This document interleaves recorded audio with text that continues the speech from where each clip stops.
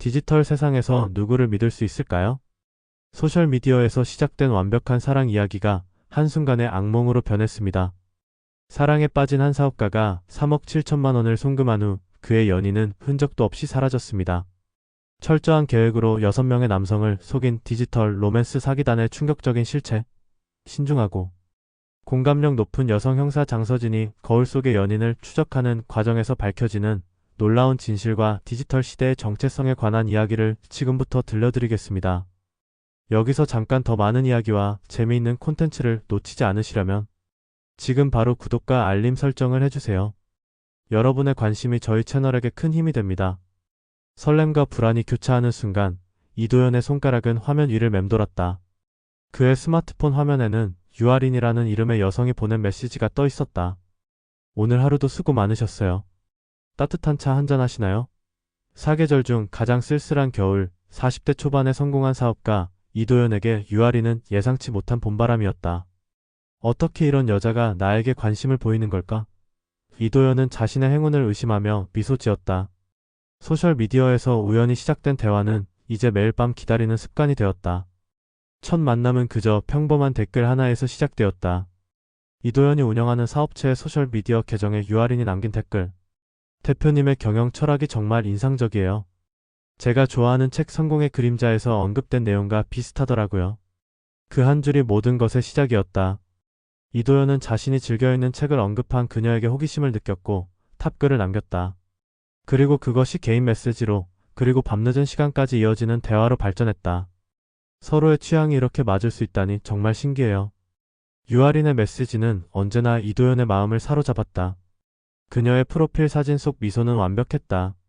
인스타그램에 간간히 올라오는 그녀의 일상 사진들. 카페에서, 공원에서, 미술관에서 모든 공간이 그녀로 인해 특별해 보였다.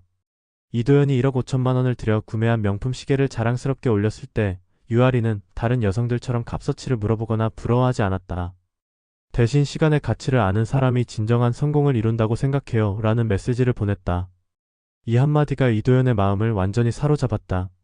하지만 실제 만남은 계속해서 미뤄졌다. 유아린은 항상 그럴듯한 이유가 있었다.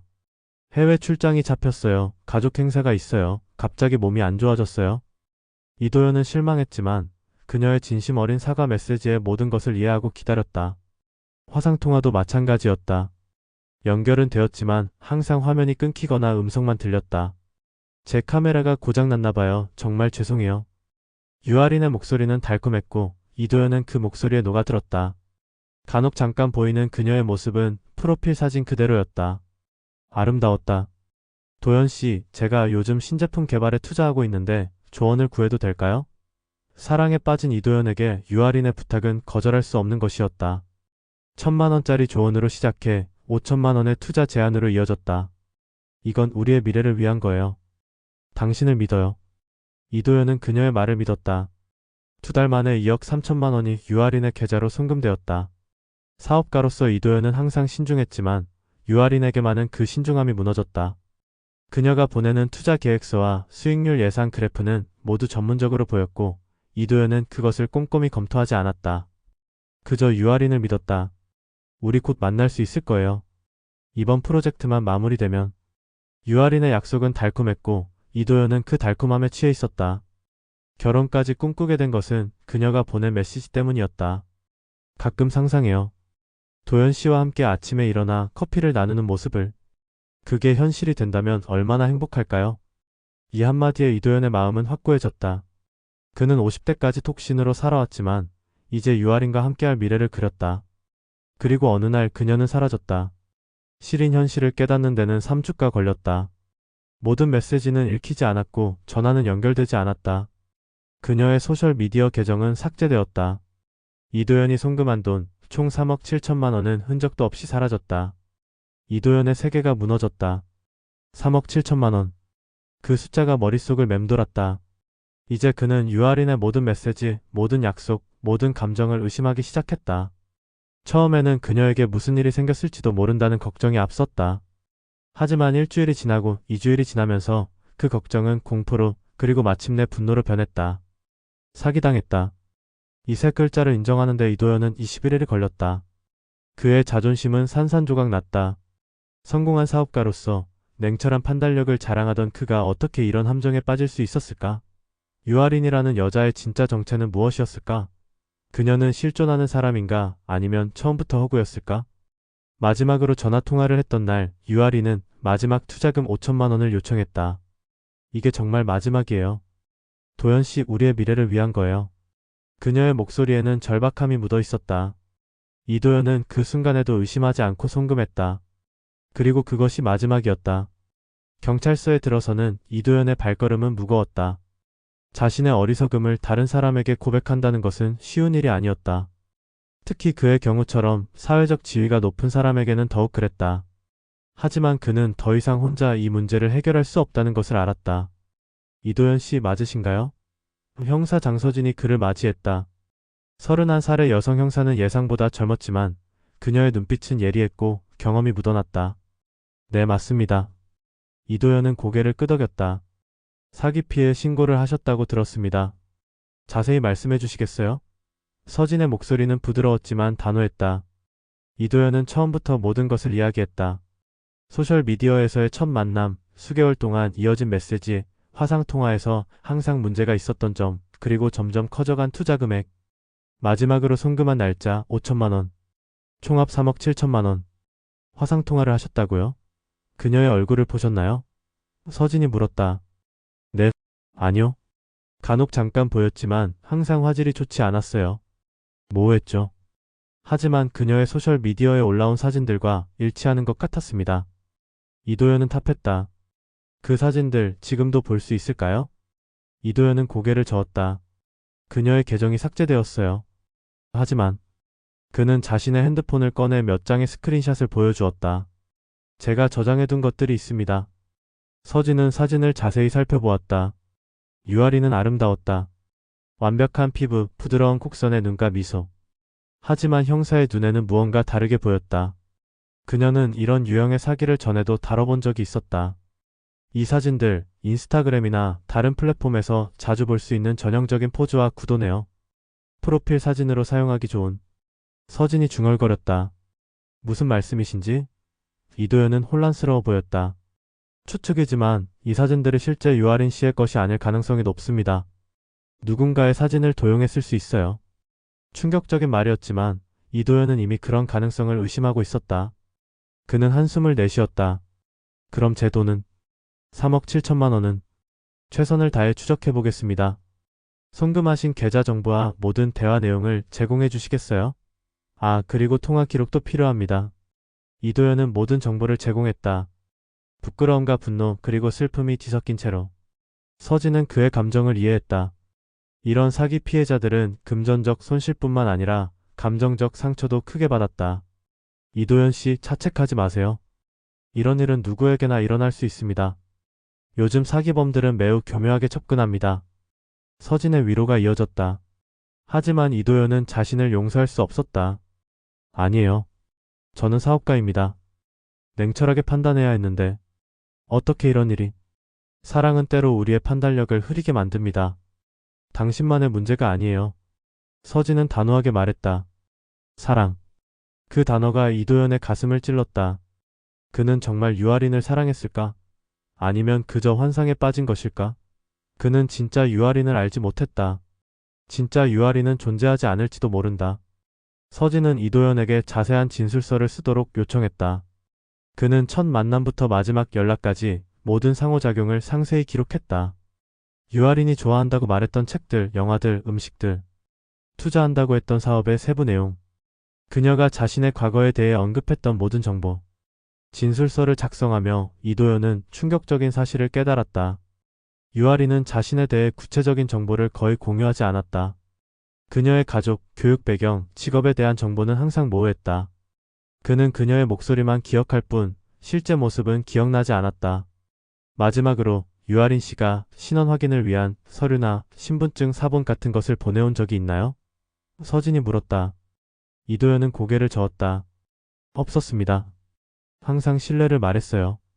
우리 사이에 그런 것까지 필요할까요? 라고.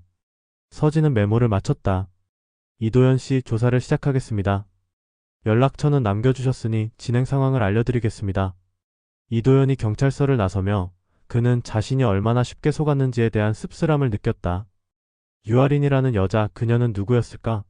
그가 사랑한 것은 실제 사람이었을까? 아니면 그저 디지털 환영에 불과했을까? 3억 7천만 원. 그 돈보다 더 큰 것을 잃은 기분이었다. 유아린의 존재가 점점 명확해지고 있었다. 장서진 형사는 그녀의 아파트를 감시하기 시작했다. 부산 해운대구의 바다가 내려다 보이는 고급 아파트. 월세만 300만 원에 달하는 곳이었다. 사기로 모은 돈으로 호화로운 생활을 즐기고 있었던 것이다. 표적에 접근 중. 현재 표적은 아파트 내부에 있음을 확인. 잠복 중이던 김민우 형사의 무전이 들어왔다. 서진은 긴장했다. 이 사건은 그녀의 경력에서 중요한 전환점이 될 수 있었다. 피해액 8억 2천만 원의 사기 사건. 단순한 로맨스 스캠이 아니라 조직적이고 지능적인 범죄였다. 모든 출구 봉쇄 완료. 진입 준비 완료. 또 다른 형사의 보고가 이어졌다. 서진은 깊게 숨을 들이마셨다. 진입 개시. 특수 기동대가 먼저 아파트 문을 두드렸다. 경찰입니다. 문을 열어주세요. 몇 초간 침묵이 이어졌다. 그리고 갑자기 아파트 내부에서 움직이는 소리가 들렸다. 유아린이 도주를 시도하는 것 같았다. 문을 부수세요. 서진의 명령에 특수 기동대원이 문을 강제로 열었다. 아파트 내부는 예상보다 훨씬 화려했다. 고가의 가구들과 명품 가방들이 질비했다. 주방에는 반쯤 마신 와인잔이 놓여 있었고 거실 테이블 위에는 노트북이 켜져 있었다. 화장실. 한 형사가 외쳤다. 유아린은 화장실 창문을 통해 탈출을 시도하고 있었다. 서진이 재빨리 화장실로 뛰어갔다. 유아린은 이미 창문 틀을 넘어 비상계단으로 발을 내딛고 있었다. 유아린 씨, 경찰입니다. 움직이지 마세요. 서진이 소리쳤다. 유아린은 잠시 멈춰 서진을 돌아보았다. 그 순간 서진은 그녀의 얼굴을 처음으로 직접 보았다. 김세라의 사진과는 전혀 다른 모습이었다. 갸름한 얼굴에 날카로운 눈매. 그러나 여전히 매력적인 여성이었다. 체포영장 있으세요? 유아린의 목소리는 녹음에서 들었던 그대로였다. 차분하고 자신감 넘치는 음성. 있습니다. 유아린 씨 사기 혐의로 체포합니다. 묵비권을 행사할 권리가 있으며. 서진이 미란다 원칙을 읽어 내려갔다. 유아린은 잠시 도주를 고려하는 듯 했으나 주변을 둘러싼 경찰들을 보고 포기한 듯 했다. 그녀는 한숨을 내쉬며 손을 내밀었다. 저는 그저 외로운 남자들에게 꿈을 팔았을 뿐이에요. 그들이 원하는 걸 주었죠. 수갑이 채워지는 동안 유아린이 말했다. 서진은 대답하지 않았다. 이 순간 그녀는 피해자들을 생각했다. 이도영과 다른 5명의 남성들. 그들의 금전적 손실도 크지만 그보다 더 큰 상처는 마음에 남았을 것이다. 노트북과 모든 전자기기를 압수하고 아파트 전체를 수색하세요. 서진이 팀원들에게 지시했다. 수색 결과 놀라운 증거들이 발견되었다. 유아린의 노트북에는 피해자들과의 모든 대화 기록이 정리되어 있었다. 각 피해자별로 폴더가 분류되어 있었고 심지어 그들의 성격, 취향, 약점까지 분석한 문서가 있었다. 이도현 마이너스 외로움, 인정받고 싶어함, 문학 취향, 투자에 자신감 있음. 서진이 문서의 일부를 읽었다. 완벽하게 계획된 범죄네요. 또한 유아린은 음성 변조 프로그램과 화상 채팅 시 영상을 조작할 수 있는 소프트웨어도 보유하고 있었다. 그녀는 기술적으로도 매우 능숙했다. 가장 충격적인 발견은 다른 잠재적 피해자들의 명단이었다. 유아린은 소셜미디어를 통해 경제적으로 여유 있는 중년 남성들을 지속적으로 탐색하고 있었다. 다음 표적이 될 뻔했던 사람들의 명단에는 20명이 넘는 이름이 적혀 있었다. 유아린은 경찰서로 이송되었다. 신문실에서 그녀는 묵비권을 행사하려 했지만 압도적인 증거 앞에서 결국 자백하기 시작했다. 처음엔 그냥 장난이었어요. 유아린이 말했다. 한 남자에게 관심을 보이고 그가 얼마나 쉽게 넘어오는지 보고 싶었죠. 그런데 그가 정말 큰 돈을 보내기 시작했어요. 그때 깨달았죠. 이게 돈이 될 수 있다는 걸. 첫 피해자는 누구였나요? 서진이 물었다. 박재환이라는 사람이었어요. 40대 후반 사업가. 소셜미디어에 자신의 부를 과시하는 사람이었죠. 유아린의 표정은 냉정했다. 그는 3개월 만에 1억 4천만 원을 보냈어요. 너무 쉬웠죠. 김세라 씨의 사진을 도용한 이유는요? 제 얼굴을 보여줄 순 없었잖아요. 인플루언서들의 사진은 완벽해요. 프로 사진작가가 찍고 보정도 완벽하게 되어 있죠. 남자들은 그런 완벽한 이미지에 약해요. 해킹도 직접 하셨나요? 유아리는 처음으로 미소를 지었다. 전 컴퓨터 공학을 전공했어요. 회사에서 마케팅을 담당했지만 기술적인 지식은 충분했죠. 서진은 그녀의 자신감에 놀랐다. 유아리는 자신의 범죄에 죄책감을 느끼지 않는 것 같았다. 피해자들에게 하고 싶은 말이 있나요? 서진이 마지막으로 물었다. 유아리는 잠시 생각하더니 대답했다. 그들은 환상을 샀어요. 그리고 저는 그 환상을 팔았죠. 비즈니스였을 뿐이에요. 서진은 더 이상의 질문을 하지 않았다. 유아린의 진술은 녹음되었고 이제 검찰에 송치될 것이었다. 사기죄, 사문서 위조죄 등 여러 혐의가 그녀를 기다리고 있었다. 경찰서를 나오면서 서진은 이도현에게 전화를 걸었다. 이도현 씨, 장서진 형사입니다. 유아린을 체포했습니다. 전화 너머로 안도의 한숨이 들렸다. 정말요? 그럼 제 돈은요? 일부는 회수할 수 있을 것 같습니다. 그녀의 계좌와 자산을 모두 동결시켰어요. 하지만 이미 소비한 부분도 있어 전액 회수는 어려울 수 있습니다. 이도현의 목소리에는 실망감이 묻어났다. 그렇군요. 그래도 체포해 주셔서 감사합니다. 한 가지 더 알려드려야 할 것이 있습니다. 서진이 말을 이었다. 당신만 피해자가 아니었어요. 총 6명의 피해자가 있었고 총액은 8억 2천만 원에 달합니다. 침묵이 흘렀다. 이도현은 자신이 유일한 피해자가 아니라는 사실에 복잡한 감정을 느끼는 듯했다. 그녀, 유아리는 어떤 사람인가요? 마침내 이도현이 물었다. 서진은 잠시 고민했다. 진실을 말해야 할까? 유아린의 실제 모습, 그녀의 냉정한 계산, 피해자들에 대한 무감각함. 이도현 씨, 당신이 알았던 유아린은 존재하지 않았어요. 그녀는 환상이었습니다. 실제 유아린은 그냥 범죄자예요. 통화가 끝난 후 서진은 사무실로 돌아와 보고서를 작성했다. 이 사건은 단순한 사기 사건이 아니었다. 이것은 디지털 시대의 새로운 유형의 범죄였다. 얼굴 없는 범죄자, 존재하지 않는 정체성, 그리고 가상의 감정을 통한 완벽한 기만. 서진은 창밖을 바라보았다. 디지털 세상에서 우리는 정말 상대방이 누구인지 알 수 있을까? 스크린 너머의 진실은 무엇일까?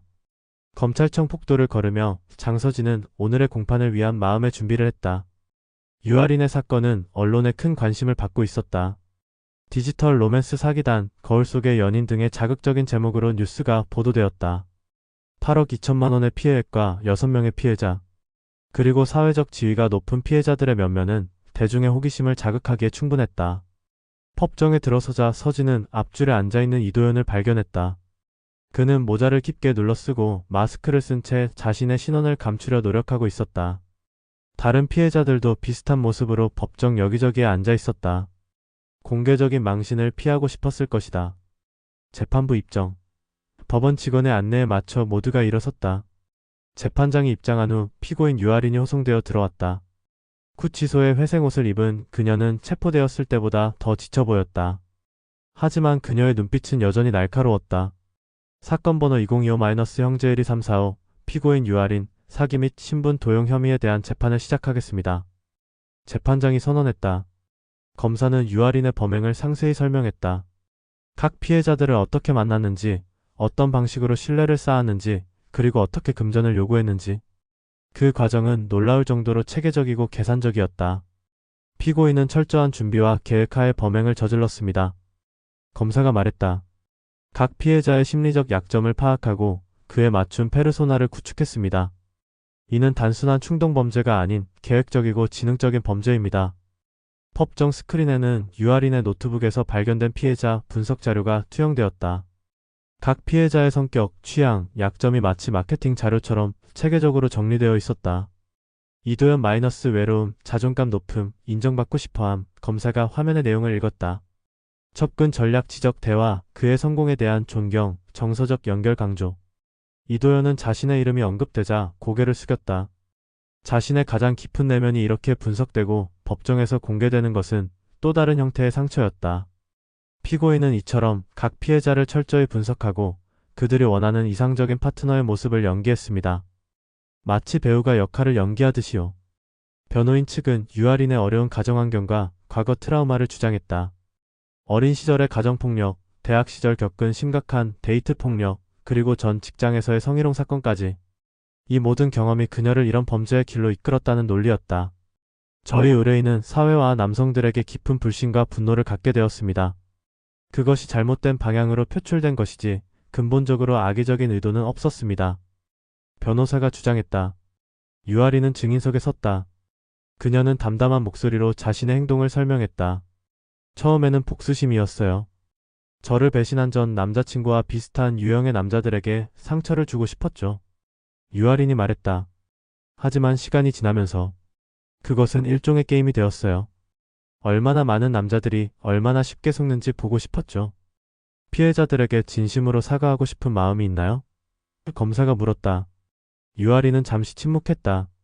제가 그들에게 상처를 준 것은 사실입니다. 그리고 그것에 대한 책임을 져야 한다는 것도 알고 있어요. 하지만 그들도 자신들이 원하는 것을 얻었습니다. 그들은 완벽한 여자를 원했고 저는 그 환상을 제공했을 뿐이에요. 법정의 술렁임이 일었다. 이것은 진정한 사과로 들리지 않았다. 이어서 피해자들의 증언이 이어졌다.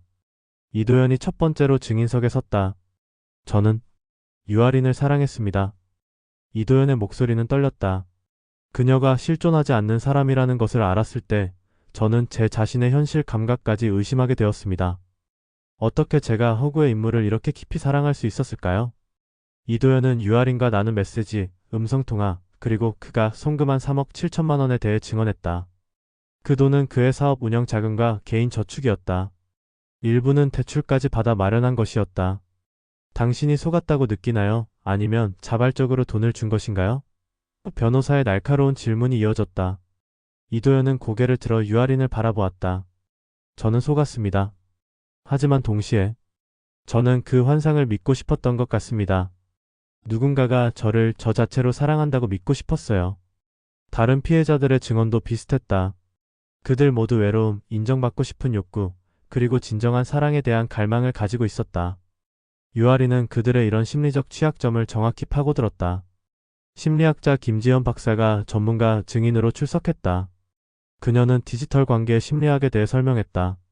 온라인 환경에서는 우리의 뇌가 실제보다 더 강한 유대감을 느끼게 됩니다. 이를 하이퍼퍼스널 효과라고 합니다. 김 박사가 설명했다. 우리는 제한된 정보를 바탕으로 상대방에 대한 이상화된 이미지를 구축하고 그 이미지에 감정을 투영합니다. 이것이 온라인 로맨스 사기가 효과적인 이유입니다. 재판은 이틀에 걸쳐 진행되었다. 마지막 날 유아린은 최후 진술의 기회를 얻었다. 저는 제 행동이 불법이었음을 인정합니다. 유아린이 말했다. 하지만 저는 또한 이 사회가 여성들에게 요구하는 역할, 남성들이 여성에게 기대하는 환상에 대해 생각해보길 바랍니다. 저는 그저 그 게임의 규칙을 역이용했을 뿐입니다. 재판부는 심리 후 판결을 내렸다. 유아린에게는 사기죄, 사문서 위조죄 등으로 징역 5년의 실형이 선고되었다. 또한 피해 배상금 8억 2천만 원을 피해자들에게 지불하라는 명령이 내려졌다. 법정을 나서며 서진은 이도현에게 다가갔다. 이도현 씨 괜찮으신가요? 이도현은 쓴웃음을 지었다. 어떻게 괜찮을 수 있겠어요? 하지만 이제 끝났네요. 아니요, 이제 시작입니다. 서진이 말했다. 치유의 시작이요. 이도현은 잠시 서진을 바라보았다. 형사님, 궁금한 게 있어요. 유아리는 그녀는 정말 우리 모두를 속이기만 한 걸까요? 아니면 때로는 진심이었을까요? 서진은 이 질문에 대한 명확한 답을 가지고 있지 않았다. 인간의 감정은 단순하지 않다. 심지어 사기꾼의 감정조차도. 때로는 우리 자신도 우리의 진짜 감정이 무엇인지 모를 때가 있습니다. 서진이 조심스럽게 대답했다. 하지만 중요한 것은 앞으로 당신이 어떻게 이 경험을 통해 성장할 것인가입니다. 법원을 나서며 서진은 이 사건이 그녀에게 가르쳐준 중요한 교훈을 생각했다. 디지털 시대의 진실과 거짓의 경계, 그리고 우리가 스크린 너머로 보는 세상의 실체에 대한 질문. 판결이 내려진 지 일주일 후 장서진은 경찰서에서 마지막 보고서를 작성하고 있었다. 유아린 사건은 공식적으로 종결되었지만 그 여파는 계속되고 있었다. 언론은 여전히 이 사건을 뜨겁게 다루고 있었고 디지털 시대의 사기 수법에 대한 특집 기사들이 연일 출판되었다. 장 형사, 이거 보셨어요? 김민우가 태블릿을 들고 서진의 책상으로 다가왔다. 화면에는 거울 속의 연인 디지털 사기의 심리학이라는 제목의 기사가 떠 있었다. 기사는 유아린 사건을 기반으로 온라인 관계의 취약성과 디지털 정체성의 불확실성에 대해 다루고 있었다. 우리 사회가 점점 더 디지털화될수록 이런 유형의 사기도 더 정교해질 거예요. 서진이 한숨을 내쉬며 말했다. 그래도 이번 사건 덕분에 사람들이 경각심을 갖게 되었잖아요. 민우가 대답했다. 서진은 고개를 끄덕였다. 적어도 그것은 긍정적인 결과였다. 하지만 그녀의 마음 한편에서는 아직 해결되지 않은 질문이 남아 있었다. 피해자들의 심리적 치유 과정은 어떻게 진행되고 있을까? 경찰서를 나선 서진은 이도현과의 약속 장소를 향했다. 그의 회사 근처 카페였다. 이도현은 이미 자리에 앉아 서진을 기다리고 있었다. 기다리셨어요? 서진이 테이블에 앉으며 물었다. 아니요, 방금 왔어요. 이도현의 표정은 지난번 법정에서 본 모습보다 편안해 보였다. 이렇게 시간 내주셔서 감사합니다. 서진은 미소 지었다. 제 일의 일부니까요. 피해자 후속 관리는 중요합니다. 저는 심리 상담을 받기 시작했어요. 이도현이 커피잔을 만지작거리며 말했다. 처음엔 굉장히 어색했지만 도움이 되는 것 같아요. 그거 참 다행이네요. 서진이 진심으로 대답했다. 상담사가 말하길 제가 유아린에게 속은 것은 제 잘못이 아니라고 해요. 정교한 사기였고 누구나 속을 수 있었대요. 이도현의 목소리에는 아직 회의적인 톤이 묻어 있었다. 맞습니다. 유아린은 매우 계획적이고 치밀했어요. 그리고 그녀는 당신뿐만 아니라 다른 5명도 속였죠. 이도현은 창밖을 바라보았다. 그래도 가끔은 그녀가 보낸 메시지들이 떠올라요. 그 말들이 모두 거짓이었을까요? 정말 단 한마디도 진심이 아니었을까요? 서진은 조심스럽게 말을 골랐다. 인간의 감정은 복잡해요. 완전한 거짓말쟁이라도 때로는 자신의 거짓말에 감정이 이입될 수 있어요. 하지만 중요한 것은 그녀의 행동은 명백한 범죄였다는 점입니다. 이도현은 고개를 끄덕였다. 알아요. 그리고 이제는 제가 그녀에게 느꼈던 감정도 실제가 아니었다는 것을 인정하려고 노력 중이에요. 제가 사랑한 것은 실존하지 않는 사람이었으니까요. 이 말에 서진은 깊은 생각에 잠겼다. 디지털 시대의 실존이란 무엇인가? 우리가 온라인에서 만나는 사람들, 그들의 디지털 페르소나는 얼마나 실제인가? 다른 피해자들은 어떻게 지내고 있나요? 이도현이 물었다. 다들 각자의 방식으로 치유 과정을 겪고 있어요. 몇몇은 당신처럼 심리 상담을 받고 있고, 다른 분들은 가족들과 함께 시간을 보내며 회복하고 있죠. 이도현은 잠시 침묵했다가 말했다. 저희끼리 모임을 가져보는 건 어떨까요? 같은 경험을 한 사람들끼리 이야기를 나누면 도움이 될 것 같아요. 서진은 이 제안에 놀랐다. 그것도 좋은 생각이네요. 치즈그룹처럼요. 원하신다면 제가 연락을 주선할 수 있어요. 그래 주시겠어요? 감사합니다. 대화는 이도현의 회복 과정, 그의 사업, 그리고 앞으로의 계획으로 자연스럽게 흘러갔다. 그는 이 사건 이후 자신의 비즈니스 방식도 바꾸고 있다고 했다. 더 신중하게 그러나 더 개방적으로. 사람들을 의심하는 것과 조심하는 것은 다르다는 걸 배웠어요. 이도현이 말했다. 저는 앞으로도 사람들을 믿을 거예요. 다만 더 현명하게요. 서진은 이도현의 변화를 보며 내심 감탄했다. 많은 사기 피해자들이 평생 트라우마를 안고 살거나 극단적인 불신에 빠지곤 했다. 하지만 이도현은 이 경험을 통해 성장하고 있었다. 카페를 나서며 이도현이 서진에게 물었다. 형사님은 이런 사건을 많이 다루시나요? 디지털 사기는 최근 몇 년간 급증했어요. 특히 코로나 이후로 온라인 활동이 증가하면서요. 서진이 대답했다. 하지만 유아린의 사례처럼 정교하고 장기적인 사기는 드물어요. 다른 피해자들, 그들도 저처럼 그녀를 사랑했을까요? 이도현의 질문에는 묘한 취약함이 묻어 있었다. 서진은 잠시 생각했다. 사람마다 달랐어요. 몇몇은 정말 깊은 감정을 느꼈고 다른 이들은 투자의 관점에서 접근했죠. 하지만 모두가 그녀를 신뢰했던 것은 확실해요. 이도현과 헤어진 후 서진은 구치소로 향했다. 유아린과의 마지막 면담이 예정되어 있었다. 이것은 공식적인 조사가 아니라 서진 개인의 궁금증을 해소하기 위한 것이었다. 유아린은 구치소 면회실에서 서진을 맞이했다.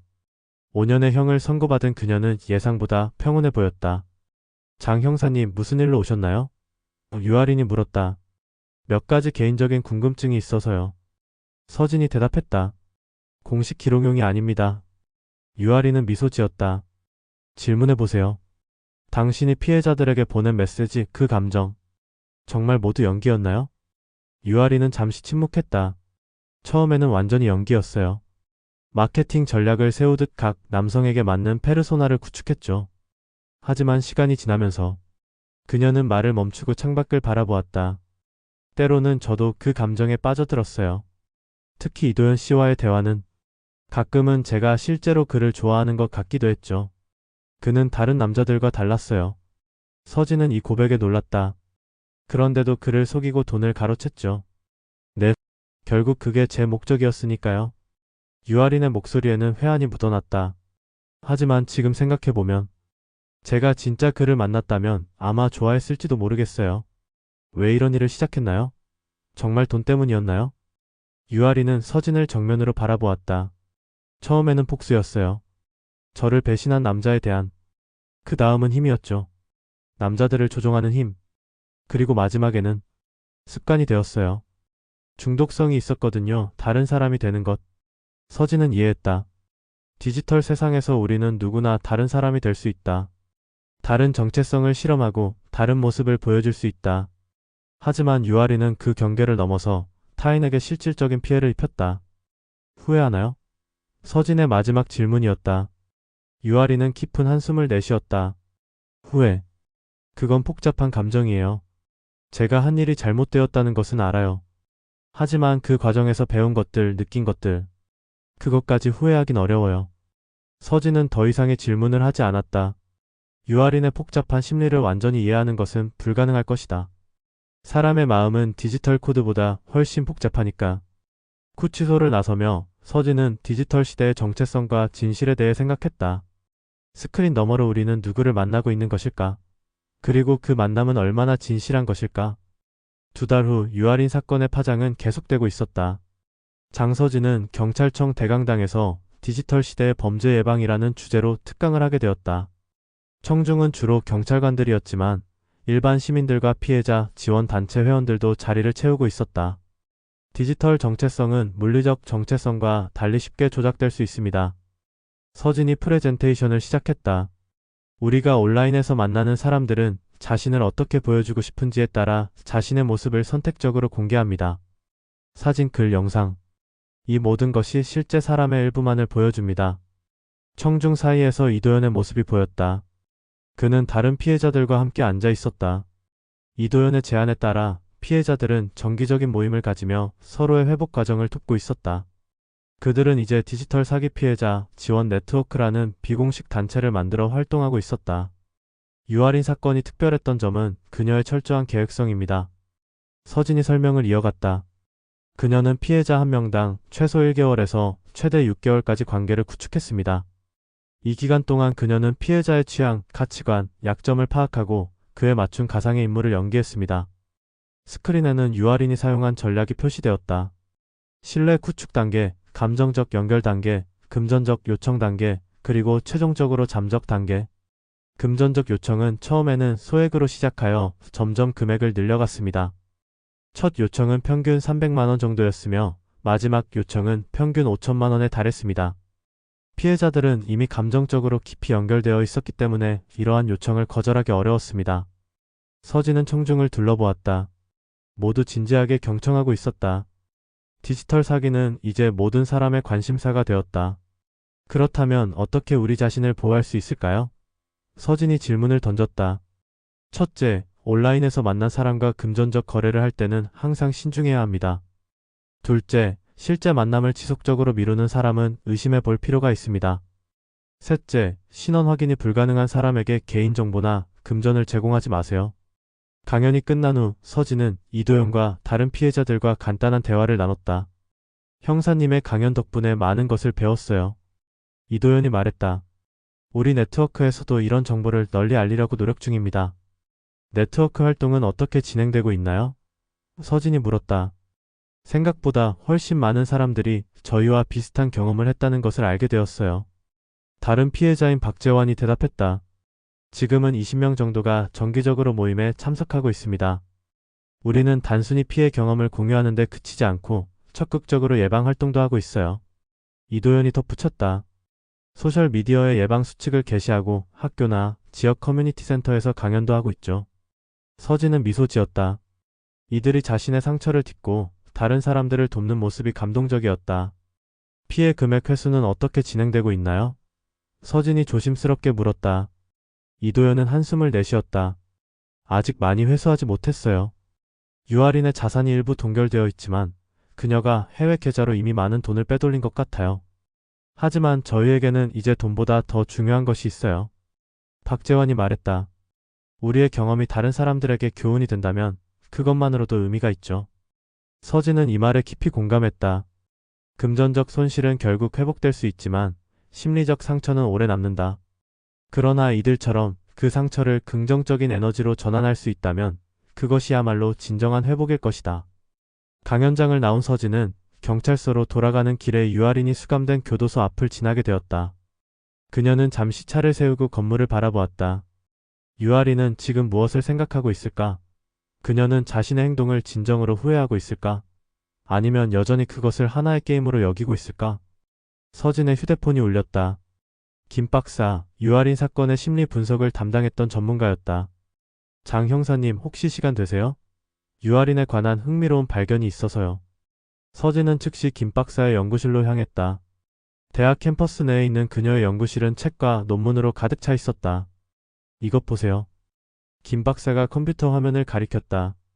유아린이 피해자들에게 보낸 메시지와 그녀가 구치소에서 쓴 일기를 비교 분석했어요. 화면에는 투텍스트의 언어 패턴 분석 결과가 표시되어 있었다. 흥미로운 점은 유아린이 이도현에게 보낸 메시지들이 다른 피해자들에게 보낸 것보다 진정성 지수가 훨씬 높다는 거예요.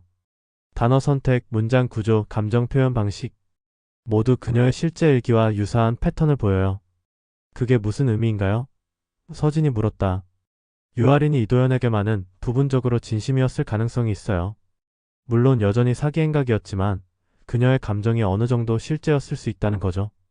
서진은 이 분석 결과에 깊은 생각에 잠겼다. 범죄자의 마음도 결국은 모순과 복잡성으로 가득 찬 인간의 마음이다. 완전한 선과 악으로 구분할 수 없는 그레이존이 존재한다. 이 정보를 이도현 씨에게 알려야 할까요? 서진이 조심스럽게 물었다. 김 박사는 고개를 저었다. 그것이 그에게 도움이 될까요? 아니면 더 혼란스럽게 만들까요?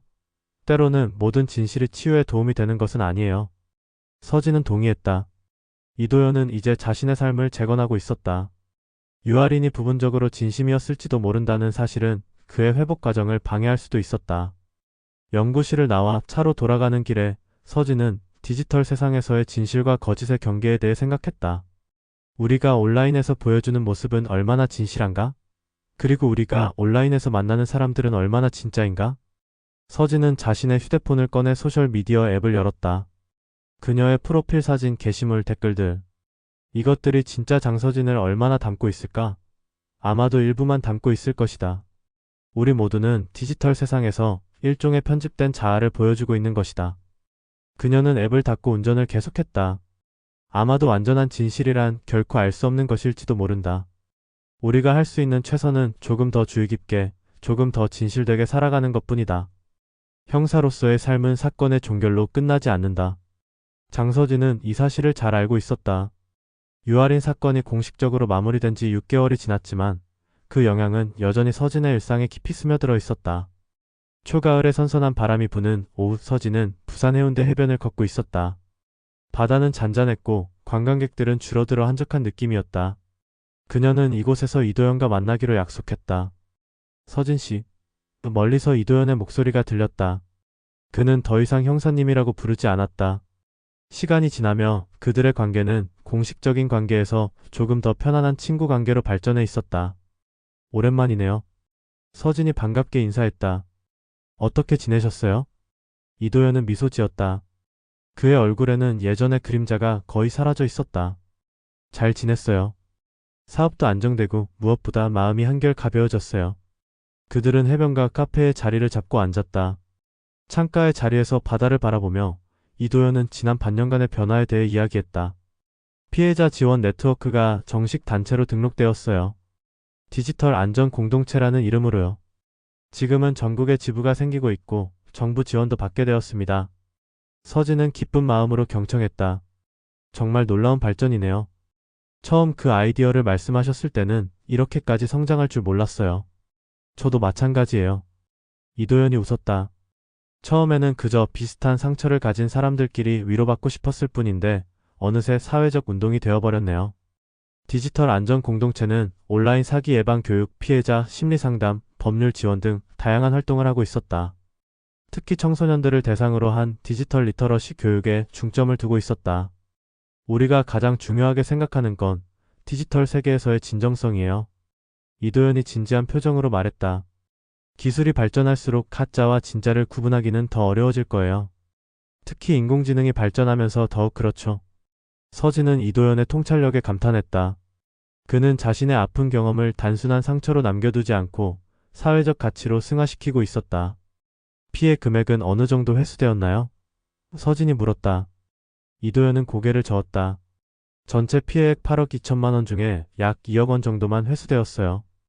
유아린이 해외로 빼돌린 자금은 추적이 어렵더군요. 그래도 2억 원이면 적지 않은 금액이에요. 네, 그렇죠. 하지만 솔직히 말하면 이제 그 돈은 그렇게 중요하지 않아요. 이도현의 목소리는 차분했다. 물론 처음에는 달랐어요. 분노, 좌절, 배신감. 그 모든 감정이 내 돈을 돌려달라는 생각으로 이어졌죠. 하지만 시간이 지나면서 깨달았어요. 돈은 다시 벌 수 있지만 이 경험에서 얻은 교훈과 성장은 그 어떤 금액으로도 살 수 없다는 걸요. 서진은 깊이 공감했다. 그녀 역시 유아린 사건을 통해 많은 것을 배웠다. 디지털 세계의 복잡성, 인간 심리의 취약성, 그리고 진정한 연결의 의미에 대해.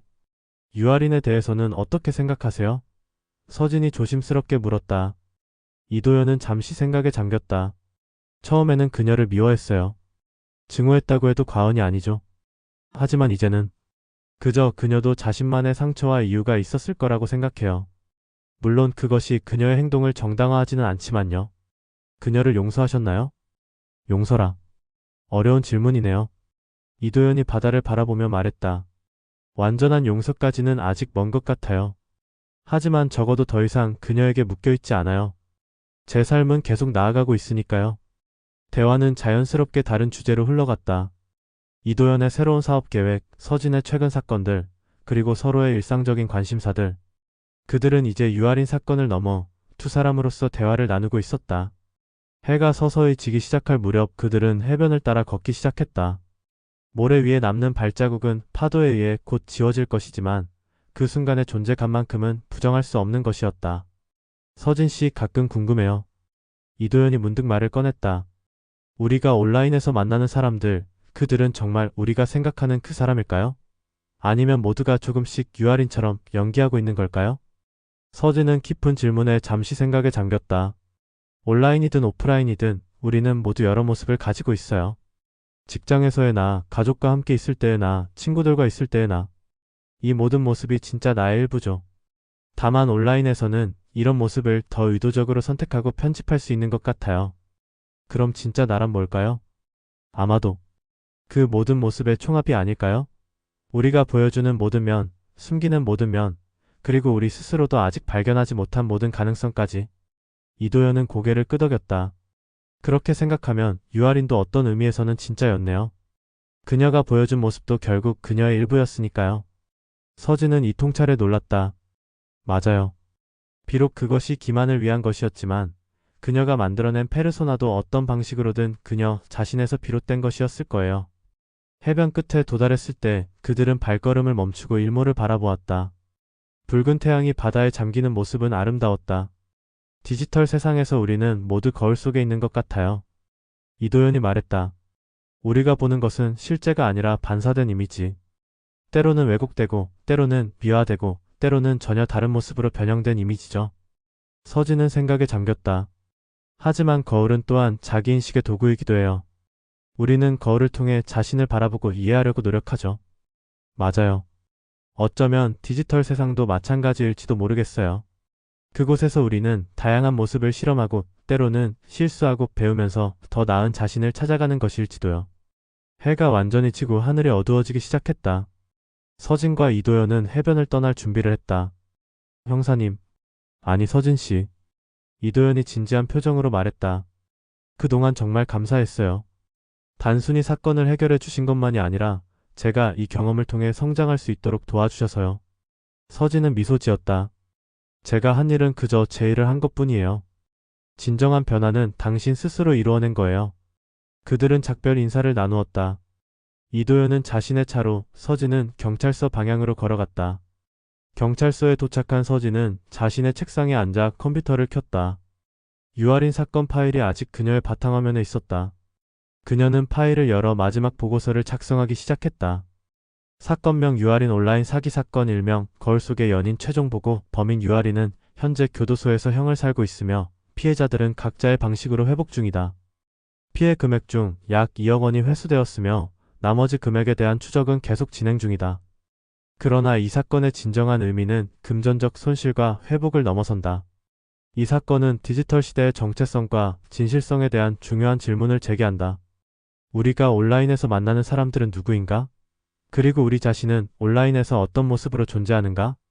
피해자들이 설립한 디지털 안전 공동체는 이러한 질문에 대한 사회적 대화를 시작하는 중요한 계기가 되었다. 이들의 활동은 단순한 피해 예방을 넘어 디지털 세계에서의 진정한 연결과 신뢰 구축에 대한 새로운 패러다임을 제시하고 있다.